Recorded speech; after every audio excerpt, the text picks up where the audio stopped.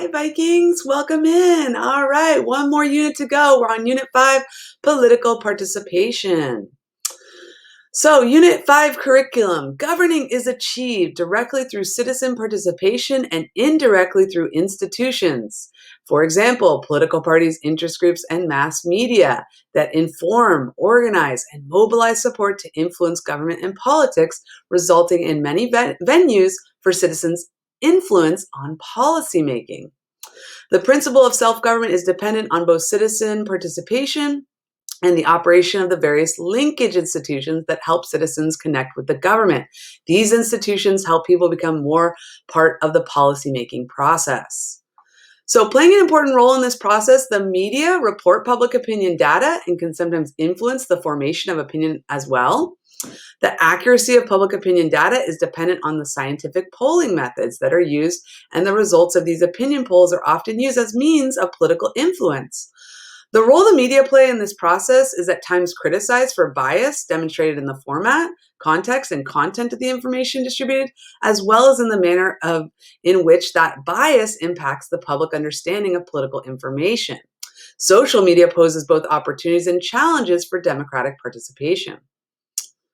So social movements, political parties, and interest groups also serve to connect the electorate with the government by influencing the manner in which people relate and participate in its composition, functions, and policymaking agenda.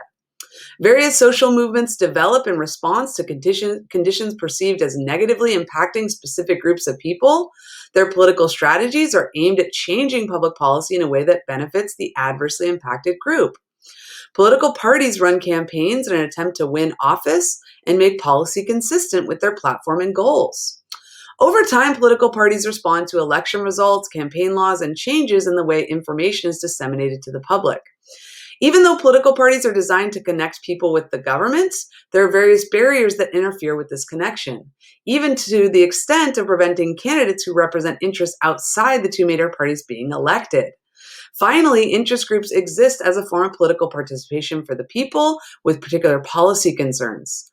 While these groups exist for different causes, they are sometimes criticized for wielding a disproportionate impact on the policymaking process based on their organized pressure tactics and allocation of money for campaigns and lobbying.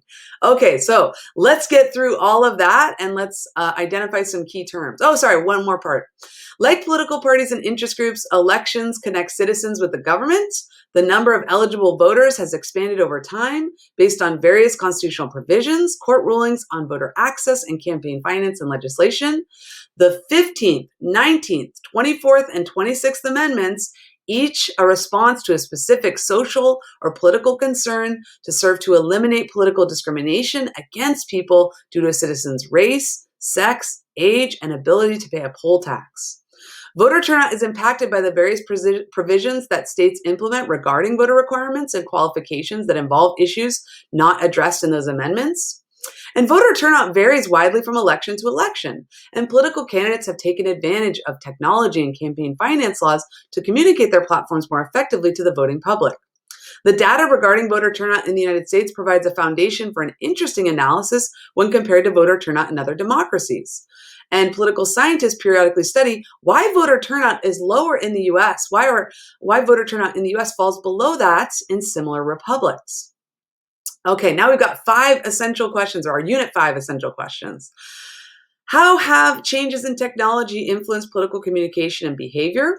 Why do levels of participation and influence in politics vary? And how effective are the various methods of political participation in shaping public policies?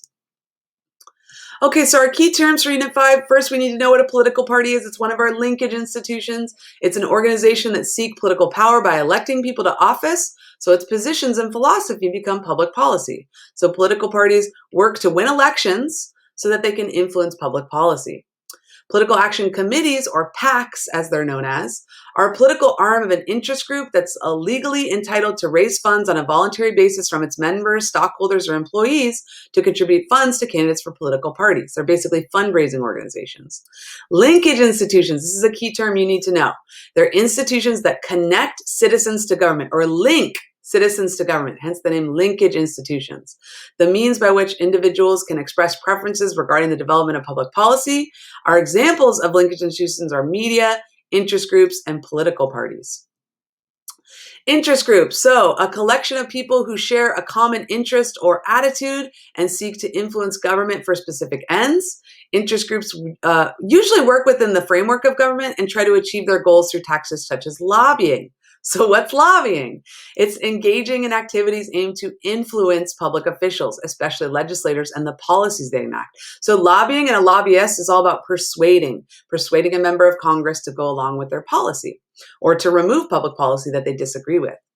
And then mass media. It's the means of communication that are reaching the public, including newspapers, magazines, radio, television broadcasts, films, recordings, books, and electronic communication. So social media is also contained in that definition.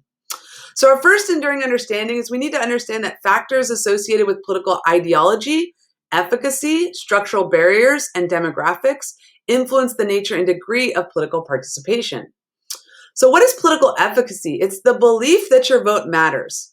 So this isn't an institutional barrier efficacy. This is just some people who become disillusioned or feel like their vote doesn't count because they're just one person in this large democracy. But I, for example, have high political efficacy. I know my vote matters, and that's why I would never choose not to vote. I would always vote and participate in every election because I know that my vote does have an effect. And yes, I'm just one person in a country of over 300 million, but my voice still matters.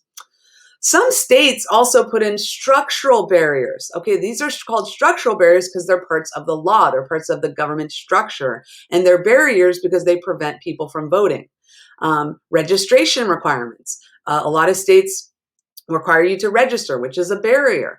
Photo ID requirements. Not all people have photo ID. So those kinds of requirements are another structural barrier. Also, in some states, they purge the voter rolls. They kick people off if they haven't voted in a certain amount of time. And then also limited voting times. Some states are really awesome in that they allow for early voting and they have the polls open for long periods of time and really, a large range of their hours. But some states do not. And then also some states disenfranchise felons. If you're a felon and you can then be barred and prevented from voting in future elections in some states. Some states do allow prisoners to vote and other states do, once you've gone through your probationary period, like in California, then your voting rights will be restored. If you're currently in jail or under probation, you aren't allowed to vote in California, but once you've paid your debt to society, then you would be reinstalled as a voter. So previously we had literacy tests, poll taxes, and then racial and gender restrictions, and also property and religious requirements around voting. But those have been eliminated through constitutional amendment and through law. So what kind of voting rights and protections are in the Constitution and in legislation, basically?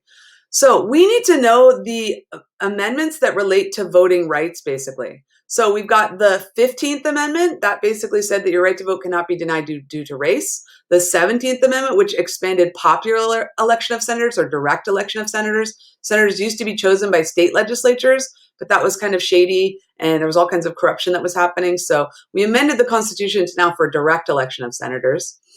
19th Amendment gave women the right to vote, so no voting discrimination based on gender. 24th Amendment eliminated poll taxes. 24, poll taxes no more. And then 26, young votes in the mix. You've got basically if you're at the age of 18, you cannot be denied the right to vote at the age of 18 and above. Okay, so we've expanded suffrage through the 15th Amendment that I just talked about, the 17th Amendment, the 19th Amendment. We've increased the right to vote. We got rid of poll taxes. Also, legislation has increased enfranchisement and increased the ability of people to get registered and actually vote. In 1965, the Voting Rights Act was designed to enforce the voting rights guaranteed by both the 14th and 15th Amendments. So this was legislation passed by Congress to basically eliminate literacy tests, eliminate discriminatory voting practices, and eliminate certain states from being able to enact laws that limit and restrict voting, basically. So it secured voting rights for racial minorities throughout the country, especially in the South, because Black people had the right to vote in the South since the 15th Amendment was passed. Yet, there were all kinds of methods and barriers that were put into place. So this Voting Rights Act in 1965 was important because it was congressional legislation that gave the federal government power to enforce voting protections in, really, it was primarily written to address the problems of suppression in the South, basically. So eliminated grandfather clauses, white primaries, and also literacy tests. And then the 26th Amendment guarantees a minimum voting age of 18 and up. Okay, we have different models of voting behavior, basically ways that you approach your vote. Some people have what we call rational choice voting, which is voting on what's best in your best interest, basically. So maybe if I'm a rich person and I vote because I'm going to vote for the person who promised to charge the least amount in taxes or lower taxes, that could be a rational choice that I make. Retrospective voting is looking back, right? Retro is looking back, basically. So looking back on a candidate and their past, should they be reelected, basically. Reagan was super effective at using this tactic to get reelected in 1984, because times had gotten better for most people in the country between 1980 and 1984, and Reagan had taken credit for that. And he basically said, are you better off now than you were 4 years ago? If you are, then you should vote for me because I've helped to make this country better. Prospective voting is voting based on predictions of how a party or candidate will perform in the future. So prospective voting is looking forward, basically. So a candidate is not in office yet, but based on their promises and their speeches, do you think that they're going to be able to be a great representative or a good president? And then some people vote just strictly based on party line. They don't even look at the candidates and their names. They just look at the R or the D next to them. It's just supporting a party by voting for candidates from one political party for all offices across the ballot. We call that straight ticket voting. If you vote for all Republicans or all Democrats, we would call you a party line voter, basically. So we want to also explain the roles that individual choice and state laws play in voter turnout in elections. So some states make it easy for people to vote. Other states make it more difficult for people to vote. In addition to the impact that demographics and political efficacy can have on voter choice and turnouts, structural barriers and the type of election also affect voter turnout in the U.S. The state voter registration laws, again, certain states make it easier to register. California, for example, has allowed for pre-registration. When you're 16 or 17 now, you're able to pre-register to vote. Procedures on how, when, and where to vote, all of these are decided by the states. Also, we see less turnout in midterm elections. In non-presidential elections, we see less turnout. Demographic characteristics and political efficacy or engagement are used to predict the likelihood of voters, the likelihood of whether or not someone is likely to vote. So factors that include voter choice factors influencing voter choice include party identification and ideological orientation. If you have a strong party identification, you're more likely to vote. Also, depending on the candidate characteristics. Also, whatever contemporary political issues that you care about or that speak to you at that time. And then also religious beliefs or affiliation, gender, race, and ethnicity are also demographic characteristics. Basically, the older you are, the more likely to vote. The richer you are, the more likely to vote. The more educated you are, the more likely you are to vote. And then white people vote in higher numbers than minorities in this country currently. So what increases your likelihood to vote? Oh, I already hear kind of good. So increased level of education, increased income, increased age. Younger voters have much less turnout. And then race and ethnicity. Minority demographics are much less likely to register and vote. And part of that might be because that we had some voter suppression in this country, a history of voter suppression, basically limiting minorities' ability to vote. So the Voting Rights Act was meant to address that. So why is voter turnout still so low? Again, there's that lack of political efficacy. There's a lot of people, if you see in this political cartoon, that just feel like their vote doesn't matter. And if you don't believe your vote will make a difference, then why would you ever go to bother to vote? Difficulty to register and structural barriers, failure of parties to mobilize voters. There's mistrust in government that people have. Some people are just apathetic. They don't care. And then some people are satisfied with the way things are, so they don't feel a need to vote. All right, we're on to another enduring understanding. Political parties, interest groups, and social movements provide opportunities for participation and influence how people relate to government and policymakers. So these are our linkage institutions, basically. Our linkage institutions, how do they connect us to government or link us to government, basically? So linkage institutions are channels such as the following that allow individuals to communicate their preferences to policymakers by joining a political party, by joining an interest group, by voting in election, or by watching media. You are then connected to government, basically. Interest groups are more about issue advocacy. Elections are a way for us to communicate our policy preference of who we want to represent us. And the media allows us to know what's going on. So explain the function and impact of political parties on the electorate and the government. The function and impact of political parties on the electorate and government are represented by the mobilization and education of voters. So how well parties can actually mobilize and get their voters to, get out the vote, basically, and educate them on why it's important to vote or why it's important to participate in the upcoming election.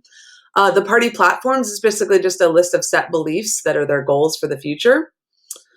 Candidate recruitment, so making sure that you recruit good candidates that can represent your party well, that can win those elections. Also, parties help with campaign management, including fundraising and media strategy. And also, the way that Congress is structured, please remember that the party and leadership systems, the political parties are basically determine how Congress is organized and how it's structured, the committee system, and then also who the leadership is, basically. And there's a rap for that. Do you remember the Welcome to My House rap? Welcome to the House. Parties take control now. We can never slow down. We don't want to get voted out. So that rap is all about basically the stranglehold that parties have on congressional organization, on leadership and committees. So what are the functions of political parties? They nominate and support candidates. They raise money. They educate and mobilize the electorate. They also unite the party. They unite different geographic regions of the country and provide that linkage institution. And then when they win elections, they organize and serve in government, basically. So this is just a visual that shows the functions of political parties. We have a two-party system in this country.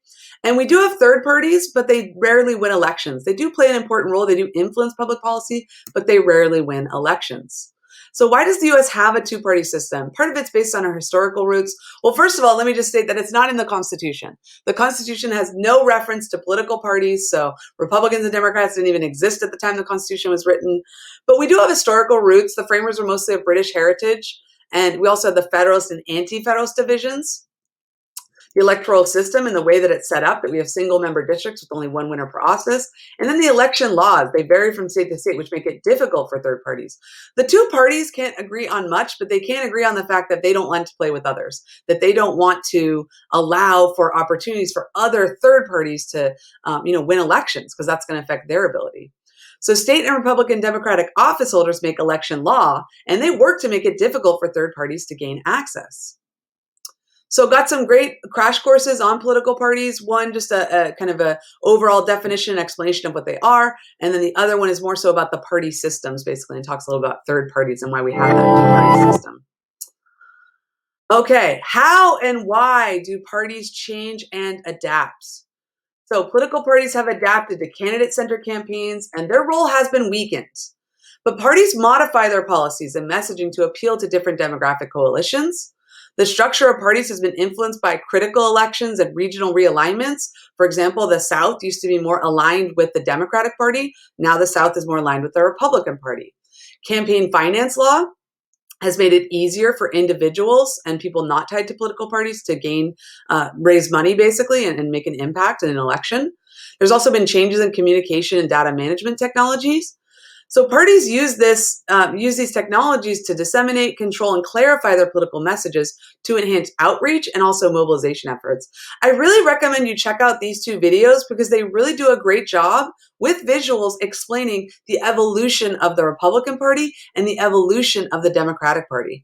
The Democratic Party, how did it go from a party of white supremacy to then nominating Barack Obama? And how did the Republican Party go from the party of Lincoln and anti-slavery to the party of Donald Trump, basically? So it's really good, and it gives you visuals and really great explanations on historical references on that. So I really recommend you check those out. Okay, explain how structural barriers impact third party and independent candidate success. So just know that the way that the systems are set up make it hard for third parties and independent candidates because the two parties don't want to make it more competitive. They want to make it more, easier for their people to win elections, basically. So we have winner-take-all voting districts. That's a structural barrier to third-party and candidate success. And also, the two parties are smart, and if there is a winning issue or agenda, oftentimes one of the two parties will try to take that agenda and make it part of their own and show people, look, you don't need to go to that third party for that issue because we also have taken that on, basically. That's a political cartoon that kind of demonstrates that wasted vote theory, that it's a wasted vote to vote for a third party. But that belief and that mentality and also the structural barriers are how the two-party system perpetuates itself. Basically, people feel that they need to be strategic voting because there's only one winner, the loser gets nothing. Then voters don't support parties that aren't viable, and then less parties form and less parties flourish, and then the existing parties continue to make rules that perpetuates its power cycle, basically. So it's possible for us to weaken the power of the two parties, but we'd have to then stop electing those people, basically. So it would be difficult. All right, I want to explain the benefits and potential problems of interest group influence on elections and policymaking. Interest groups may represent very specific or more general interests. They can educate voters and office holders. They can draft legislation and mobilize membership to apply pressure and work with legislatures and government agencies. So in addition to working with party coalitions, interest groups also exert influence through longstanding relationships with bureaucratic agencies, congressional committees, and interest groups. And this relationship is described as the iron triangle, basically. And also issue networks also help those interest groups exert those influences across those political party coalitions. Interest groups, for the most part, don't care what political party you belong to. They just want you to support their public policy. So there's different types. The purpose, again, is just to influence government and public policy. So their functions are to raise money and awareness. They provide information to citizens and members of government. They link us to government. Their strategies are trying to influence elections by endorsing candidates and promoting candidates. They also do use grassroots, trying to work from the ground up. They also will file lawsuits against the government or against organizations that are hurting their interest. They also like to go public, basically using the media as a tool to raise awareness. Interest groups also are very effective at using lobbying, trying to convince members of Congress and presidents to basically go along with their public policy. Some of the problems with interest groups are the free rider problem. That's basically, it's not a problem for you, but it's a problem for interest groups because they raise less money because some people benefit without actually having to donate. And then also something known as the revolving door, where we see some people going back and forth between public service and private profit, basically. And then the questions are you just pursuing this policy interest because it benefits a company that you work for or you did work for in the past or want to work for in the future? Or is this actually just good government policy? So lobbying and lobbyists, just remember, lobbying is just attempting to influence policymakers through a variety of methods. A lobbyist is a person who uses political persuasion to influence legislation or policymaking to benefit their organization. They can directly meet with policymakers, provide lunches, trips, and parties. While this activity is ethically questionable, it's not technically illegal. They can hold fundraisers to support election campaigns. And many lobbyists are actually former public office holders who have a network of friends that are still in government. So I've got a wrap on the iron triangle. That's the, jump in the triangle. Now let's put some iron on it. That's what I like. And it's all about that mutually beneficial relationship between the members of Congress, the congressional committees, the lobbyists, and then the bureaucratic agencies. All right. So I got a crash course on interest groups and how they're formed. Check those both out. They're awesome. Now we want to explain how variation in types and resources of interest groups affects their ability to influence elections and public policy making. Basically, interest group influence can be impacted by, not all interest groups are created equal. There's inequality among political and economic resources. Some interest groups can make a call and get a, legislator to come and talk to them immediately. Some interest groups don't have that power. So there's unequal access to the decision maker. There's also the free rider problem, that it's difficult to raise money when your interest group is benefiting people, but they don't feel the need to donate. So how do political actors influence public policy outcomes? You've got single issue ideological and social movements and protest movements with the goal of impacting society and policymaking. You've also got competing actors that influence the federal budget process. And then elections and political parties are related to major policy shifts or initiative, occasionally leading to political realignments of voting constituencies. Okay, so another enduring understanding is the impact of federal policies on campaigning and electoral rules continues to be contested by both sides of the political spectrum. How do the different processes work in a US presidential election? Well, there is something called the incumbency advantage phenomenon, that incumbents are more likely to win. The types of primaries, are they opened or closed? Open means open to everyone. Closed means only for party members. Caucuses are the physical gatherings, and it's a way to choose candidates or choose presidential candidates are also candidates for other elective offices. The party conventions, remember, those are those big parties that happen every 4 years. They get together, they write the party platform, and then they formally nominate the president and vice president. Congressional and state elections, and also the Electoral College, to understand how those processes work. All right, so elections. We need to know that representatives are elected every 2 years through direct elections, senators every 6 years, originally chosen by state legislatures, but now also direct election, thanks to the 17th Amendment. President is every 4 years, and it's the Electoral College. It's the electors in every separate state that choose the president, and that election laws are determined by states, so they vary from state to state, basically. The primaries and caucuses are elections to nominate who represents the political party on the ballot. So it's basically a competition within the party to decide who gets to represent us. So how do you run for president?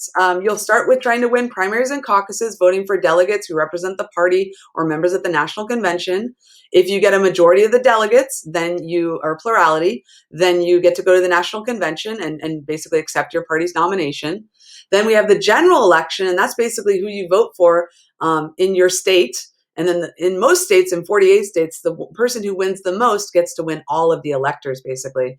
The Electoral College will meet later in December, and they'll officially select who they want to be president and vice president. If you want to remember more about the Electoral College or learn more, check out that video. It gives you a great detailed explanation around that. Okay, what's the difference between a primary and caucus? Basically just the type of election. These both are ways that we choose who represents a party. A caucus is a local gathering in which voters decide which candidates to support. They select delegates, and it's a public vote in a public space. A primary is actually a private vote in a voting booth, and primaries are really not that different from general elections. It's just they're electing someone to serve to be the party nominee. Each political party only wants to choose one person to represent each office on the ballot. Otherwise, you could potentially have a split vote. So this is just a really great visual that goes through and kind of gives you all the general steps for becoming president of the United States. So the Electoral College, they represent each state, and they're the ones who cast the final ballot. Let's remember that the popular vote does not elect presidents. Electors are members of the Electoral College chosen by methods determined in each state.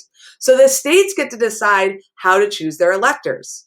And most states do a plurality system where if you win a plurality of votes in the states, the most votes in the state, then you get all of the electors, basically. We have 538 of them, and it takes 270 to win. So how does the Electoral College impact democratic participation? Well, most states use the winner-take-all allocation. So 48 states use that setup.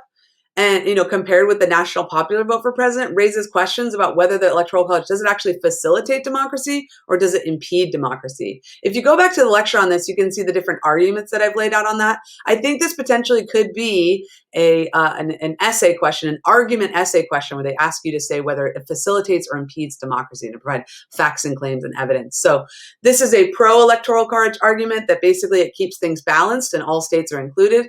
An anti-Electoral College argument is more so like, well, it only then matters like the swing states, and that's where the presidents or the candidates tend to concentrate their time on these swing states that go back and forth, and not the safer states necessarily, where they know who's likely to win. So congressional elections are very similar to presidential elections in that there's still that incumbency advantage. They have both open and closed primaries depending on the states. Some states have caucuses, some states do not. And then we have general elections, general elections that are both presidential or the midterm elections, which are non-presidential years. So why is there incumbency advantage? Basically, high visibility, there's name recognition and media access. They have ways to self-promote, including free postage. They can use pork barrel spending money directly going back to their districts, and they can, brag to that to their constituents. Gerrymandering, the way that they rig elections through redrawing of districts and make districts basically very safe for political parties. There's also a financial advantage because money and party support. Also, incumbents receive more campaign donations from political action committees. There's also a scare-off effect. Because this advantage exists, a lot of people don't want to run for office knowing it's so difficult. And then there's also a lack of voter knowledge. Some people just vote for someone because they've seen their name before on the ballot. So that's the incumbent, and this would be the challenger. Very difficult because they have a massive advantage, basically. Okay, so if you want to learn more about open and closed primaries, check out this article. It's really awesome, and it's a very good description of the difference between the two. General elections, again, presidential elections have greater voter turnout compared to midterm elections. And how do campaign organizations and strategies affect the election process? Campaigns depend on professional consultants, people that know what they're doing, know how to run campaigns. Campaigns have become very expensive. And campaigns, there's a lot of fundraising efforts. Also, the duration of election cycles. Election cycle, we just inaugurated a new president, but the election cycle has already started and people are already fundraising for the next upcoming midterm elections. And then also the impact and reliance on social media for campaign communication and fundraising. Now, if you're going to be a candidate for office, you have to use social media. You have to use new technology to be successful. So explain how the organization, finance, and strategies of national political campaigns affect the election process. Federal legislation and case law pertaining to campaign finance demonstrate the ongoing debate in the role of money in political free speech. The Bipartisan Campaign Reform Act, which was an attempt to regulate when you could basically donate to campaigns or who could donate, basically. But that law was challenged in our Supreme Court case Citizens United versus the Federal Election Commission, which ruled that political spending by corporations, associations, and labor unions is a form of protected speech under the First Amendment. So debates have increased over free speech and competitive and fair elections and related to money and campaign finance. We've seen increased PACs and increased influence of political action committees and fundraising organizations. And that's how they're able to influence policymaking. If you're able to raise a lot of money for a candidate, then they're likely to meet with you and discuss public policy for you versus if you don't donate to them politically. So check out this awesome video on Citizens United versus the Federal Election Commission. This case ruled that political spending by corporations, associations, and labor unions is a form of protected free speech under the First Amendment. And check out this video. It's a really awesome one that gives you a just overview of that.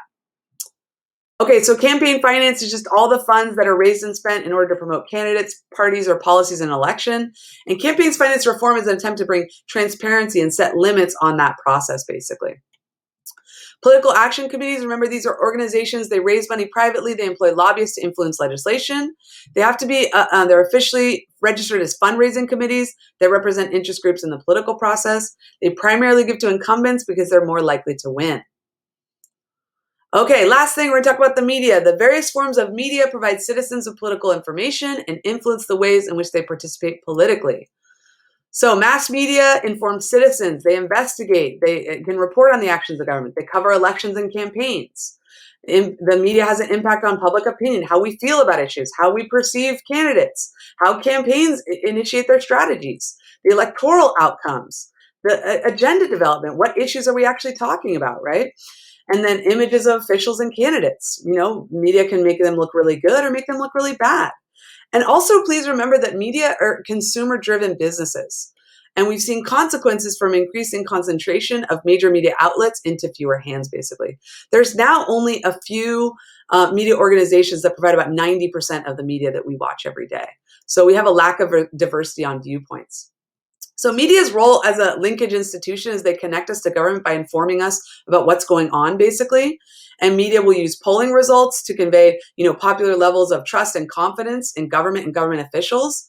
But that can impact elections by turning such events into what we call horse races or horse race journalism that's based more on popularity and poll outcomes versus qualifications and the platforms of the candidates. So explain how increasingly diverse choices of media and communication outlets influence political institutions and behavior. Political participation is influenced by a variety of media coverage, analysis, and commentary on political events. The rapidly increasing demand for media and political communication outlets from an ideologically diverse audience have led to debates over media bias and the impact of media ownership. And also, we've seen an increase in the number of partisan news sites that are catered to a specific ideology. So the nature of democratic debate and the level of political knowledge can be impacted by the fact that we have increased media choices and they're not all reliable as far as factual. Some programming is ideologically oriented, so it has a spin, a liberal spin or a conservative spin. That all our media outlets are consumer driven. And they kind of reinforce our existing beliefs. When we join Twitter, and that's where we get our news, but we only follow a certain ideology, then we only get a certain part of the information source, basically. We're only getting part of the story. And so that can also lead to uncertainty of the credibility of news sources and information. And so you really have to work to develop what we call media literacy to understand, real news and trustworthy news organizations versus fake news and clickbait and other stuff like that, basically.